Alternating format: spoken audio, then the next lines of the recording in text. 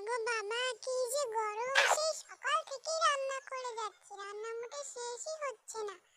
উফ বাবা, তাড়াতাড়ি রান্না করে বের হতে হবে, নাহলে এখানে আর থাকতে পারবো না। এদিকে সন্ধ্যা হয়ে আসলো, বাচ্চাদের যে কখন খেতে দেব।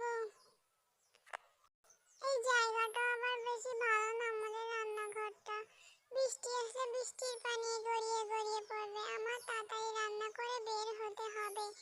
এখানে না জানি, আমার খুবই ভয় লাগতেছে, কি না জানি কি হয়ে যায়, কি যে করব। হে হে হে হে, হ্যাঁ রে টুনি, কি রান্না করছিস রে? আমাকে একটু দে তো দেখি, আমি একটু টেস্ট করে দেখি তোর রান্নায় কত স্বাদ হচ্ছে। দে দে, আমাকে দে, নাইলে তোর ঘাড় মুটকি খাবো।